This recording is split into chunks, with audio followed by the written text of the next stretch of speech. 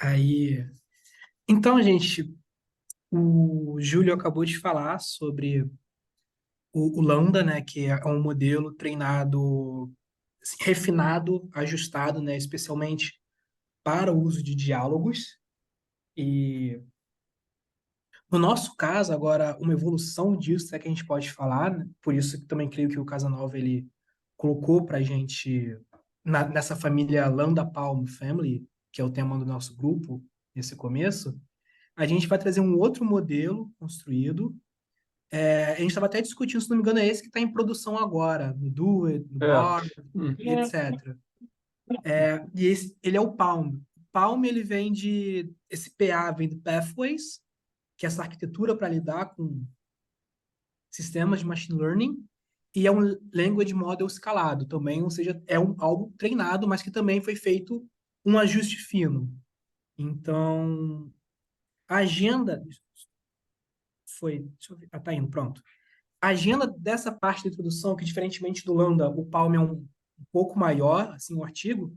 Então, eu vou estar tratando um pouco mais sobre a introdução do modelo, algumas questões de arquitetura. O Anthony vai falar sobre a avaliação dele no geral. Toda a parte de memorização até a conclusão, a Tati vai estar falando, tudo bem? Até para poder, Casa Nova, organizar na apresentação e no recording da nossa aula. Beleza? Tranquilo. Então, vamos lá. Começando pela introdução. O que eu quero falar nesse primeiro momento para poder ambientar a gente ao Palm?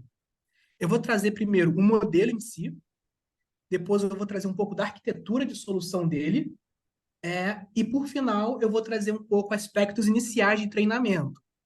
Sobre essa parte de treinamento, eu vou, sem ser sincero, vou estar um pouco mais no geral, porque nessa parte de infraestrutura, né, um muito a minha área, eu não conheço muito de hardware, mas eu vou, no final, tem materiais suplementares para se alguém que tenha mais interesse e quiser entender um pouco mais disso, tudo bem? Enfim, trazendo no mesmo estilo do nosso slide lá do Lambda, o Palm, ele é um modelo de linguagem refinado, que assim como o Lambda, a gente tem um pré-treinamento e faz o reajuste dele para outras tarefas, que no caso do Lambda foi para diálogo. Porém, aqui a gente tem tarefas mais gerais do que a utilização do modelo para além da conversa. E essa atividade de generalizar o modelo, ela foi alcançada utilizando o fine-tuning, que é esse ajuste fino, né? Que o... Obrigado até, Júlio, por ter trazido essa palavra. Algumas palavras eu simplesmente não sei traduzir. Acho que já está tanto na cabeça. Sim, É, sim. então, a gente pega o modelo pré-treinado, faz o ajuste fino dele e acopla esses ajustes a outros parâmetros do modelo geral. E isso para cada tarefa que eu vou tendo. Eu vou fazendo ajuste para diferentes tarefas e acoplo elas para fazer meio que um modelo big, sabe? E, porém, isso tem um problema.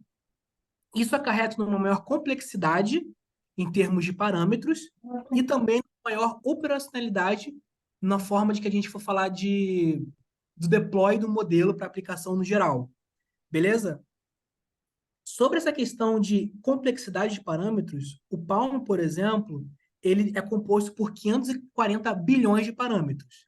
Comparados já ao GPT-3, que tem cerca de 170 bilhões de parâmetros, o Palm tem 3 vezes mais parâmetros e também cerca de 3,5 vezes mais do que o Lambda, que tinha em torno de 137 bilhões de parâmetros.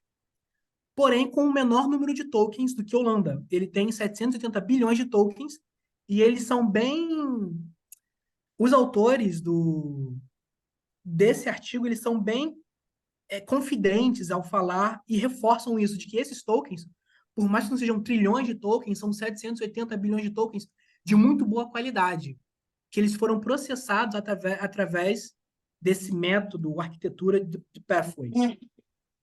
Alô? Ah, tá, acho que eu só ouvi alguma coisa assim. É que eu vou estar trazendo um pouco mais na frente, os benefícios que a gente tem sobre isso. Tá. E o que eles querem possibilitar ao fazer o retreinamento de um modelo para um uso mais geral? Eles querem poder proporcionar um dimensionamento, né, que é esse scaling eficaz, que a gente escalar o modelo para várias aplicações, e também fazer novas tarefas, para além do diálogo. Dentre elas, as tarefas de reasoning, né, que é de raciocínio, explicar piadas, inferências lógicas, entendimento de novas línguas, outras tarefas de raciocínio que não utilizem de um toolset externo, que nem era com Lambda. Por exemplo, para eu trazer essas inferências lógicas, muitas vezes o Lambda, que nem o posto pelo Júlio, ele fazia acesso a outras ferramentas, que no caso do Palm, ele quer fazer tudo isso dentro do próprio modelo. Então, aqui do lado, a gente tem, por exemplo, essa explicação de piada, que só mover aqui vocês. Eu vou deixar assim. Tá. Você viu que o Google acabou de contratar uma eloquente baleia para o time de TPU e ele mostrou que como se comunicar em diferentes pods. Essa era a piada. E o modelo ele vai lá e fala: as TPUs são chips de computadores que o Google usa para o Deep Learning, e um pod é um grupo de TPUs. Porém, um pod também é um grupo de baleias. E a piada é de que a baleia foi possível de comunicar com um grupo de baleias, porque baleia também é um grupo de TPUs. Então, ele vai lá e ele explica isso. E também aqui uma outra inferência lógica, que ele pergunta aqui: Shelley é da Virgínia, mas está visitando uma cidade que tem um mercado famoso, em que eles trabalham com peixe. E ela vai na próxima Tuesday, próxima terça. A pergunta é: será que Shelley vai ficar próximo ao Oceano Pacífico? E aí ele responde: a cidade desse mercado famoso é em Seattle, Washington. Seattle é próximo ao Oceano Pacífico. Logo, se Shelley está visitando Seattle, a resposta é sim, ela vai estar próximo do Oceano Pacífico. Que essas inferências lógicas, elas vão para além de simplesmente eu estar trazendo a próxima probabilidade da palavra. Então, só algumas. O Anthony ele vai estar falando um pouco mais sobre isso e na avaliação para essas tasks.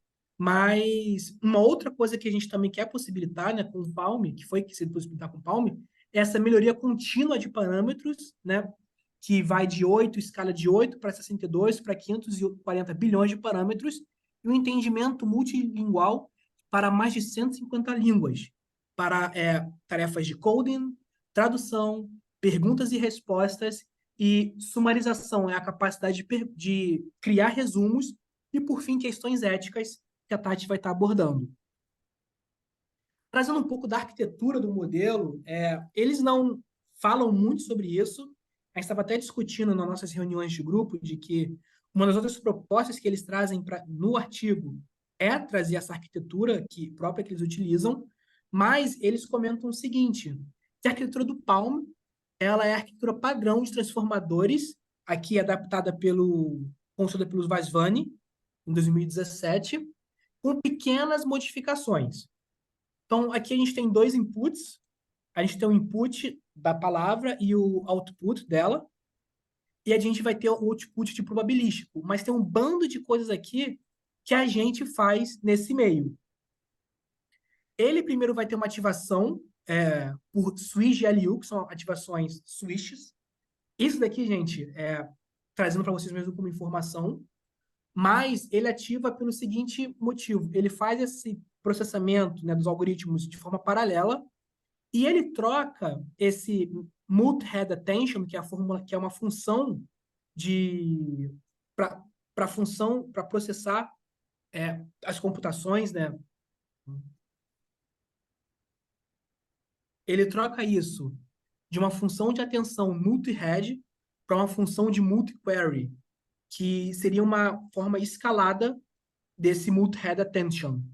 Mas com isso, ele quer unificar esses embeddings de input e output e também fazer isso trocando o incorporador, para não ser um incorporador comum, mas ser um incorporador do tipo Hope.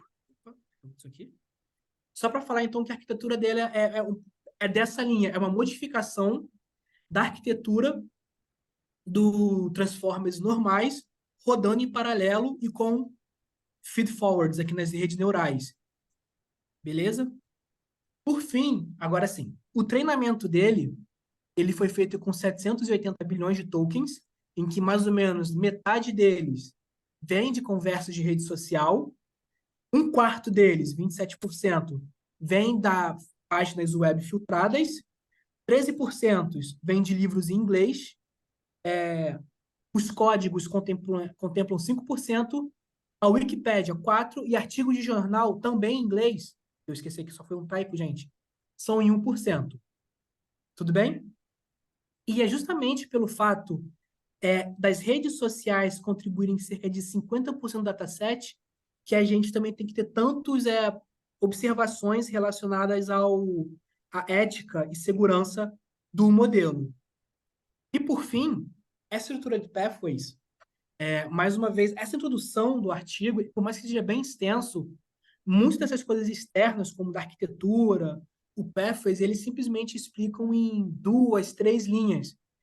Por mais que eu tenha olhado um pouco os artigos externos, mas não é tanto assim minha área, gente. Então já peço desculpas por qualquer deslize. Mas é um método para a gente escalar um modelo de machine learning que permite que a gente acelere mais ainda essa computação em paralelo, fazendo um data flow de forma assíncrona entre os dados do treinamento do set de treinamento. Tudo bem? E aí, quais são os parâmetros que foi utilizado para essa infraestrutura do treinamento? Aqui ele traz para a gente algumas comparações de 4 modelos, o GPT-3, o Gopher, o Megatron e o Palm. E aqui a gente tem também o número de parâmetros deles e a utilização das GPUs, né, e das TPUs. Vamos lá. E eles utilizam, por fim, a métrica para avaliar o sucesso da capacidade de processamento. Eles criam uma nova, que chamam essa MFU, que seria Model Function Utility, alguma coisa desse. Só ver, gente, rapidinho, aqui, porque me escapuliu esse nome. Só um momento.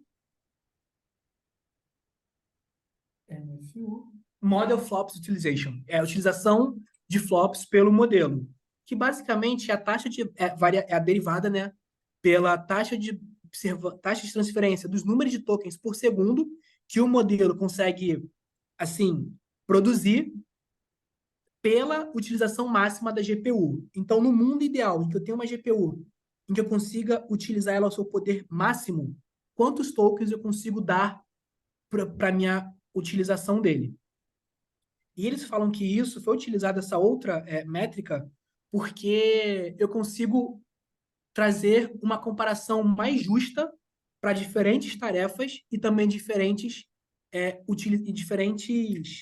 aplicações, para diferentes GPUs também. E que, por mais que não importa só o número de parâmetros no meu modelo, que aqui, por exemplo, entre o Megatron e o Palm, que eu tenha pouca diferença do meu parâmetro, eu tenho quase que mais do que 15% de diferença nessa capacidade de processamento.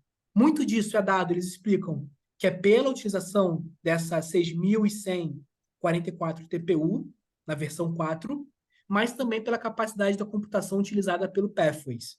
Tudo bem? Então, eles destrincham isso bastante, da importância dessa novo método de escalar os modelos de treinamento para poder justamente ter a capacidade de lidar com tantos parâmetros em menor tempo. Então, vamos falar agora sobre a avaliação do modelo. Eu vou aqui parar de compartilhar minha tela para o Anthony falar. Obrigado, Lucas. Deixa eu compartilhar a minha aqui.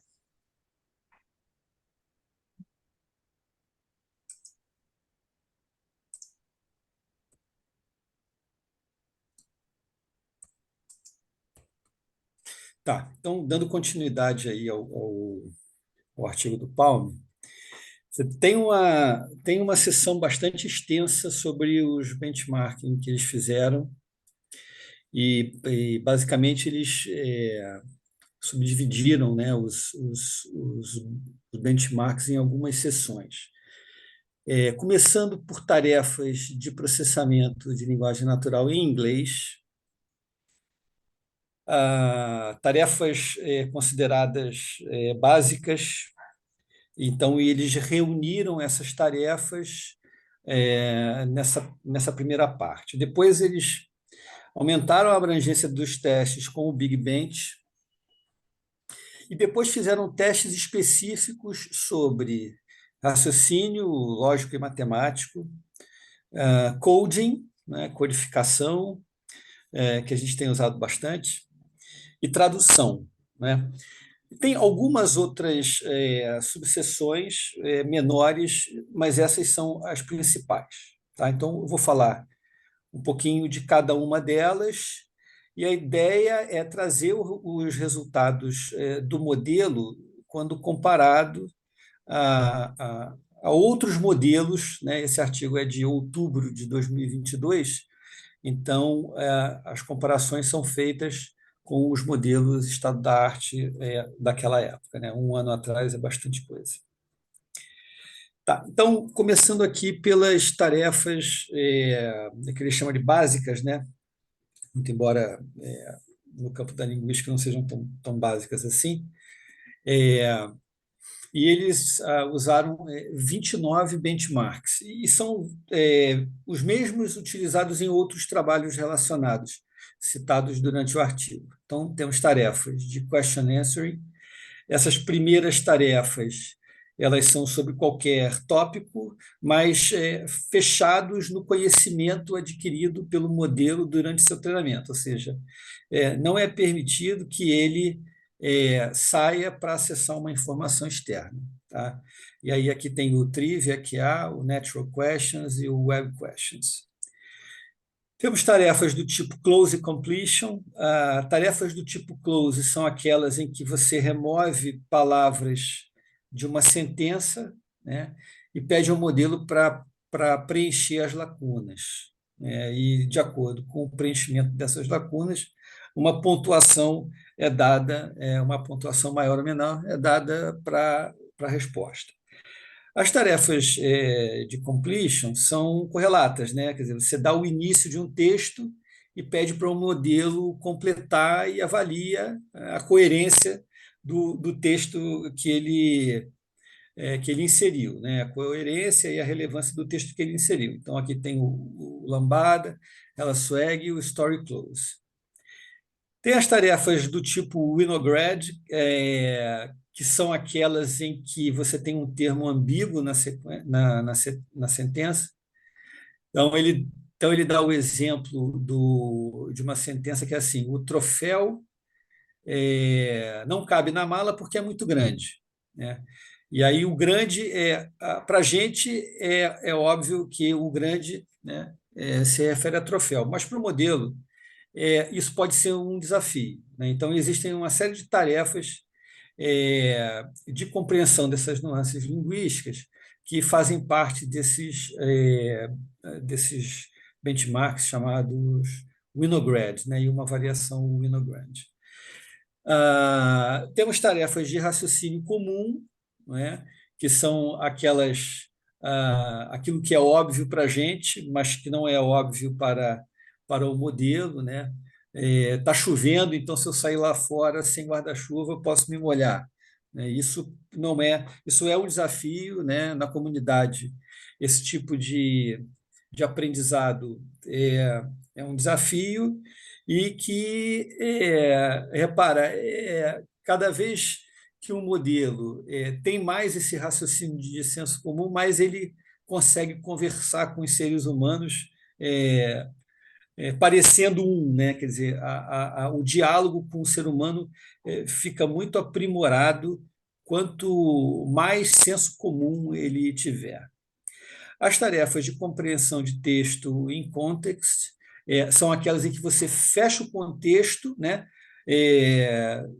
Todo mundo já experimentou isso, né? Passar um contexto no prompt de um chat model e fazer perguntas sobre esse contexto e mais aproveitar o histórico, né? Que contém uma série de contextualizações para continuar o diálogo. Então, existem testes específicos para isso. E, por fim, a parte de inferência de linguagem natural, que contempla as contradições, as implicações e neutralidade na relação entre sentenças. Então, tudo esses tipos de tarefas completam os 29 benchmarks que foram utilizados nessa primeira avaliação. Então, como eu falei, as comparações elas são feitas com os modelos, os prior state of the art, né? E eu coloquei aqui do lado quais foram os modelos considerados para cada um desses benchmarks, quais foram os modelos considerados como estado da arte. E uma outra característica dessa avaliação, e de todas as que vão ser feitas daqui para frente, é o zero shot, one shot e few shot. Quer dizer, como é que você utiliza o modelo e consegue exemplos de treinamento para ele. No zero shot, o modelo não recebe nenhum exemplo de treinamento. Então, você usa ele no seu checkpoint original. One shot, você passa um exemplo, né? Esse exemplo pode ser um diálogo, pode ser um texto maior, pode ser apenas uma sentença, mas você fornece um exemplo adequado para aquela tarefa que você vai executar. E few shot, você passa alguns exemplos. E toda vez que usar o few shot, ele vai mostrar entre parênteses quantos exemplos foram passados. Tá? Os resultados apontam que o Palm supera os modelos estado da arte em praticamente todos os benchmarks, né? Com o one shot, o Palm só não supera o modelo estado da arte em 5 testes. Tá? E com few shot, ele só não supera em 1. Né? Então, essa aqui é a primeira parte da tabela, e essa aqui é a segunda parte da tabela, que completa todos os 29 benchmarks. Né? Então, para essas tarefas que são consideradas básicas, a comparação aponta para o Palm superar os modelos. E a gente esteve conversando bastante sobre isso. Não é fácil estabelecer comparações, porque são muitas variáveis, né? E aqui, por exemplo, a gente vê, o Lucas comentou isso também, o nosso modelo, o modelo Palm tem 540 bilhões de parâmetros, só o Megatron Turing que se assemelha em termos, né, de tamanho de modelo. Existem outras variáveis, né? Parece válido, os resultados parecem muito válidos, porque a comparação foi feita com os modelos estado da arte. A conclusão dessa primeira parte indica, e aí ele faz uma diferença, na verdade, em todo o artigo, para tarefas de compreensão de linguagem factual, né? Respostas objetivas, baseadas em informações que descrevem fatos, eventos, contra a compreensão da linguagem natural, né? Que aí você tem uma subjetividade, que você aceita interpretações. Né? Então, em ambos, o Palm foi capaz de responder a perguntas, no caso de linguagem factual, tópicos para os quais não havia sido treinado, e para a linguagem natural, para entender o significado de textos que não eram semelhantes aos textos que ele havia visto no treinamento. E em tarefas de question answer, o Palm foi capaz de responder a perguntas sobre textos que eram muito curtos ou muito longos para serem considerados exemplos de treinamento, ou seja, não foi necessário reabastecer o conjunto de treinamento para que ele pudesse ser capaz de responder a essas perguntas. Então, nesses primeiros testes, o Palm se saiu muito bem. Em seguida, o artigo caminha para um benchmark bem mais abrangente e que foca no desempenho dos modelos. Tá?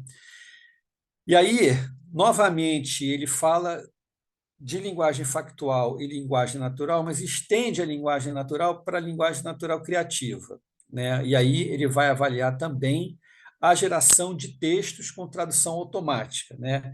Que é, que é aquele cenário onde você mistura idiomas e ele faz a tradução automática para gerar textos com um grau de criatividade que pode ser configurado, né? Essa criatividade é um parâmetro do modelo que pode ser ajustado. E outra característica bem interessante aqui do Big Bench é que ele inclui avaliações de desempenho humano. Então, a gente vai ter uma referência de qual o desempenho de um ser humano executando as tarefas, né?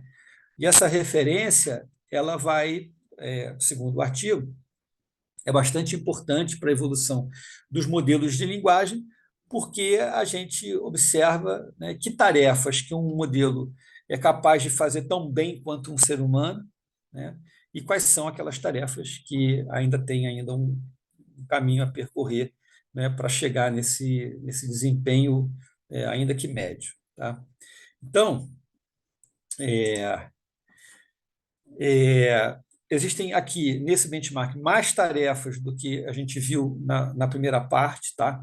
Então, a gente tem raciocínio lógico e matemático, inferência de linguagem natural, como eu disse, contradições, implicações, completions, tarefas de tradução, tarefas de raciocínio de senso comum, questões de conhecimento geral, tarefas de Winograd, que são aquelas nuances, né, como anáforas, e agora sim, tarefas mais abrangentes, tarefas que têm criatividade, como a geração de textos, a identificação de aspectos morais e éticos durante a formulação das respostas e também na identificação das perguntas e compreensão de instruções complexas, que ele chama, quando envolve instruções com raciocínio lógico, com cálculo, não é? Com navegação e também com senso comum. Então, a gente vai ter aqui resultados também para essas instruções complexas. Bem, aí o documento é muito legal porque ele dá assim, em bastante detalhes os resultados, inclusive por tipo de tarefa. Na sequência eu vou mostrar um pouco. Mas nessa primeira figura aqui, ele compara o desempenho dos modelos com o desempenho humano. Tá?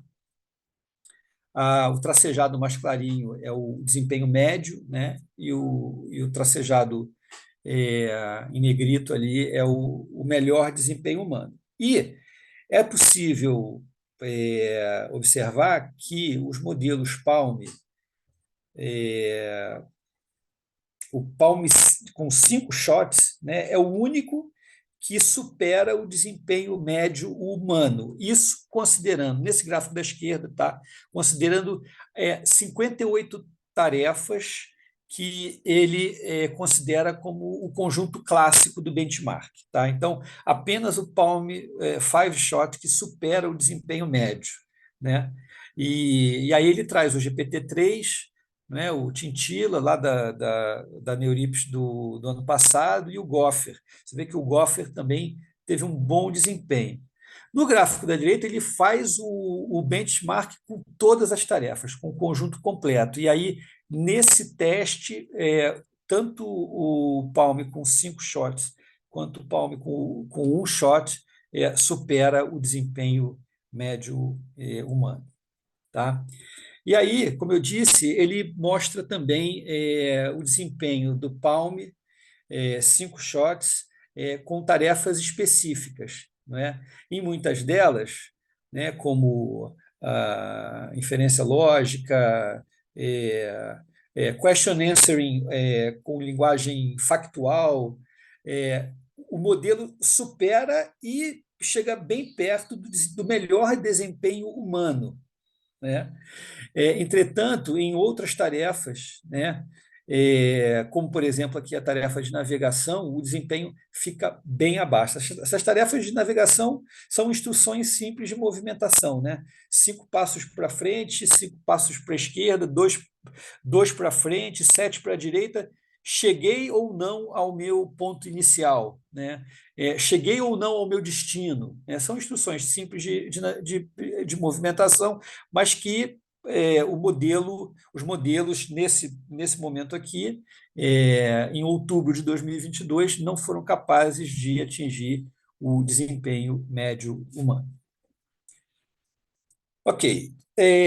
O terceiro conjunto de tarefas é também bastante interessante aqui a abordagem do Palm e também de outros modelos, é a questão das tarefas de raciocínio, tá? E aí raciocínio lógico e ou matemático, né? Que pretende produzir uma resposta a uma pergunta. Então, primeira pergunta ali no Standard Prompting, né? O Roger tem 5 bolas de tênis e ele compra 2 latinhas, cada latinha tem 3 bolas. Com quantas bolas ele fica, né? Então, resposta correta, 11 bolas. Na segunda pergunta, ele diz: olha, a cafeteria tem 23 maçãs, ele usou 20, comprou mais 6, né? Com quantas maçãs eu fiquei? A cafeteria ficou. Bem, e aí vem uma resposta errada. Muitas dessas tarefas, e a gente vai ver nos resultados, que de fato essa parte de raciocínio lógico matemático é ainda hoje um desafio para os modelos de linguagem. Uma abordagem que melhorou muito o desempenho para esse tipo de tarefa é o que se chama Chain of Thought Prompting, não é? Em que os exemplos de treinamento contêm a cadeia, né, a sequência lógica de passos para resolver os problemas. Tá? Então, no primeiro exemplo, né, a resposta é a sequência de passos. Roger começou com 5 bolas, adquiriu 2 latas com 3 tênis, com 3 bolas de tênis, cada uma com 3 bolas, então 5 mais 6 igual a 11. E o mesmo é feito para o problema da cafeteria. E o modelo treinado com esse chain of thought passa a responder corretamente a pergunta, né? E aí a gente pode ver pelos resultados que de fato faz diferença, né? Quando o Palm com 540 bilhões é usado para responder essas perguntas, né, para esse tipo de benchmark, sem o chain of thought, você tem uma acurácia de 17%. E quando você treina, quando você passa esses exemplos com a cadeia de pensamento, né, ele vai a 54%. Se você adicionar uma calculadora externa, essa acurácia passa a 58%, que é o melhor resultado, bastante similar ao GPT-3, com fine-tuning e também a cadeia de pensamento, a calculadora e o verifier, que é um último componente da cadeia do GPT-3. Então, para essas tarefas de raciocínio, é importante o uso de chain of thought no treinamento, né, nas few shots, e os resultados são comparáveis ao GPT-3. A próxima, o penúltimo grupo aqui de tarefas é o que envolve codificação, né? E aqui, bem, todos nós temos usado muito, né? E ele separa essas tarefas em text to code, code to code e code repair, né? Vou mostrar as duas primeiras. Text to code, você passa para o prompt do modelo uma descrição de um problema e pede para ele gerar um programa que responda à sua pergunta. Então, o exemplo mostra aqui uma série de produtos com os seus valores, né? E aí a Maria gasta ali $50 e ele não dá qual é o valor da pizza, né? E aí pede para você calcular o valor da pizza. Então, o modelo faz a inicialização das variáveis e cria uma função para responder essa pergunta, né? Eu tenho usado muito text-to-code para interfacear com bancos de dados, né? O texto, na verdade, pode ser, por exemplo, né, o esquema de um banco de dados, né? Então, você oferece o esquema de um banco de dados e faz uma pergunta, e o modelo é capaz, então, de gerar o SQL, né, o select, que vai ser executado no banco de dados para trazer a resposta à pergunta, né? E então, assim, text to code é algo que tem sido bastante utilizado, assim como code to code, né? Eu também tenho visto muitos exemplos. Você oferece um programa em uma determinada linguagem e pede para ele reescrever em outra linguagem. Tá? Então, aqui no exemplo, você tem um programa em C e pede para ele reescrever esse programa, né? Oferecer um novo código em Python, né? Bem, ah, ele faz aqui duas comparações, tá? Primeiro, ele compara o Palm só com o pré-treinamento, tá? Ele compara o Palm com o Lambda, né? E aí os resultados do Palm são sempre melhores. E depois ele compara, e aqui à esquerda os datasets, né, que foram utilizados, né, e quantos samples foram utilizados em cada teste desse. Com o fine-tuning, e aí ele compara diretamente com o DaVinci, a primeira versão do DaVinci, Codex 001, e os resultados são bastante semelhantes, né? Em alguns casos, o Palm supera o DaVinci, né? E em outros casos, o DaVinci supera o Palm, mas assim muito semelhante, né? Os dois modelos performam bem nessas tarefas. E o último grupo são as tarefas de tradução, né? Tradução é reescrever texto em uma linguagem, de uma linguagem humana para outra, preservando o conteúdo, a semântica, né? E também o estilo, né? A tradução ela envolve o estilo do texto, né?